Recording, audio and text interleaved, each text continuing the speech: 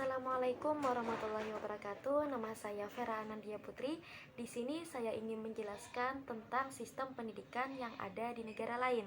Dan di sini saya memilih menjelaskan tentang sistem pendidikan di negara Malaysia. Alasan saya memilih negara Malaysia sebagai topik saya adalah karena negara Malaysia kerap menjadi tujuan pelajar Indonesia untuk melanjutkan pendidikan di luar negeri. Selain juga karena dekat dengan Indonesia dan merupakan negara tetangga kita sendiri.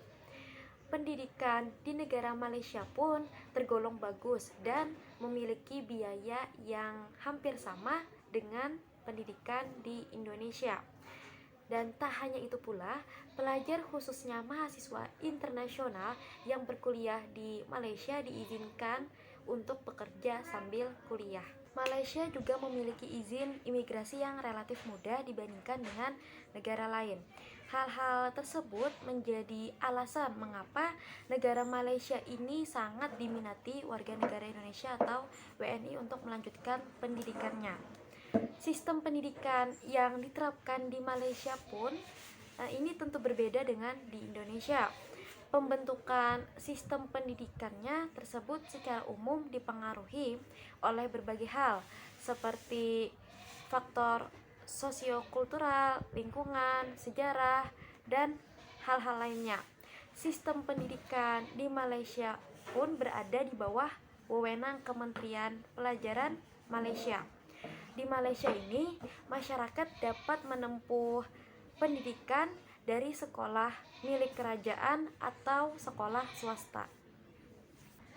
Walaupun sistem pemerintahan di Malaysia adalah kerajaan, namun kerajaan tak memiliki hak untuk menentukan kurikulum atau cara pengajaran yang diterapkannya. Semua wewenang itu diatur oleh Kementerian Pelajaran Malaysia. Sementara untuk aturan pendidikan di perguruan tinggi diatur oleh Kementerian Pengajian Malaysia. Mulai dari tahun 2003 hingga saat ini, Malaysia telah menetapkan aturan menggunakan bahasa Inggris sebagai bahasa pengantar di perguruan tinggi, khususnya di mata pelajaran tertentu seperti sains dan matematika. Dan di Indonesia, jenjang pendidikan dimulai dari pendidikan anak usia dini, kemudian dilanjutkan pendidikan menengah, dan pendidikan di perguruan tinggi. Walaupun sistem pemerintahan di Malaysia adalah kerajaan, namun kerajaan tak memiliki hak untuk menentukan kurikulum atau cara pengajaran yang diterapkannya. Semua wewenang itu diatur oleh Kementerian Pelajaran Malaysia. Sementara untuk aturan pendidikan di perguruan tinggi diatur oleh Kementerian Pengajian Malaysia. Mulai dari tahun 2003 hingga saat ini, Malaysia telah menetapkan aturan menggunakan bahasa Inggris sebagai bahasa pengantar di perguruan tinggi, khususnya di mata pelajaran tertentu seperti sains dan matematika. Dan di Indonesia, jenjang pendidikan dimulai dari pendidikan anak usia dini, kemudian dilanjutkan pendidikan menengah, dan pendidikan di perguruan tinggi. Sama halnya dengan Indonesia, negara Malaysia juga memiliki jenjang pendidikan. Di antaranya yang pertama yaitu pendidikan prasekolah. Pendidikan prasekolah atau yang disebut dengan tadika mengajar anak mulai usia 4 sampai 6 tahun. Pendidikan ini bukan pendidikan yang wajib di Malaysia. Pendidikan prasekolah ini umumnya diselenggarakan oleh pemerintah maupun pihak swasta. Jika di Indonesia, pendidikan ini disebut seperti PAUD atau pendidikan anak usia dini atau TK, taman kanak-kanak. Yang kedua yaitu pendidikan rendah. Pendidikan rendah di Malaysia ditempuh dalam waktu 6 tahun pada usia 7 hingga 12 tahun. Mata pelajaran wajib yang diajarkan yaitu bahasa Melayu dan bahasa Inggris. Pendidikan rendah di Malaysia secara umum dibagi menjadi dua jenis, yaitu sekolah kebangsaan dan sekolah jenis kebangsaan. Perbedaan kedua jenis tersebut adalah bahasa pengantar yang digunakan. Sekolah kebangsaan menggunakan bahasa Melayu sebagai bahasa pengantar, sedangkan sekolah jenis kebangsaan menggunakan bahasa Tamil atau bahasa Mandarin. Yang ketiga yaitu pendidikan menengah.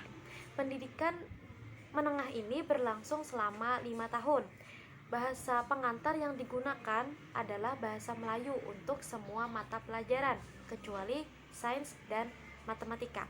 Pada jenjang pendidikan ini, pelajar akan diberi kebebasan untuk memilih bidang yang diminatinya, seperti sains atau seni atau arts. Yang keempat yaitu pendidikan pra-university. Jenjang pendidikan ini diperuntukkan khusus bagi pelajar yang akan melanjutkan ke pendidikan tinggi Malaysia. Tak hanya itu, pelajar internasional yang akan masuk universitas di Malaysia biasanya harus menempuh pendidikan ini terlebih dahulu. Pendidikan ini ditempuh dalam kurun waktu 6 bulan hingga 2 tahun. Dan yang kelima yaitu pengajian tinggi. Pengajian tinggi merupakan program pendidikan tinggi yang ada di Malaysia. Jika di Indonesia, hal ini seperti pendidikan perguruan tinggi. Pada jenjang ini, kerajaan banyak memberikan subsidi atau beasiswa yang cukup besar di berbagai universitas di Malaysia. Dan dalam pelaksanaannya pun, pengajian tinggi ini diatur oleh Kementerian Pengajian Tinggi yang ada di Malaysia. Tak hanya itu, pelajar internasional yang akan masuk universitas di Malaysia biasanya harus menempuh pendidikan ini terlebih dahulu. Pendidikan ini ditempuh dalam kurun waktu 6 bulan hingga 2 tahun. Dan yang kelima yaitu pengajian tinggi. Pengajian tinggi merupakan program pendidikan tinggi yang ada di Malaysia. Jika di Indonesia, hal ini seperti pendidikan perguruan tinggi. Pada jenjang ini, kerajaan banyak memberikan subsidi atau beasiswa yang cukup besar di berbagai universitas di Malaysia. Dan dalam pelaksanaannya pun, pengajian tinggi ini diatur oleh Kementerian Pengajian Tinggi yang ada di Malaysia. Seperti yang saya jelaskan tadi, sistem pendidikan di Malaysia berada di bawah kewenangan Kementerian Pelajaran Malaysia. Di Malaysia, warga negaranya dapat menempuh pendidikan dari sekolah milik kerajaan, sekolah swasta maupun secara individu. Sistem pendidikan yang wajib ditempuh yakni sekolah rendah dan sekolah menengah. Meskipun bentuk pemerintahannya adalah kerajaan, namun kerajaan tak memiliki hak untuk menentukan kurikulum atau cara pengajaran yang harus diterapkan oleh negara mereka.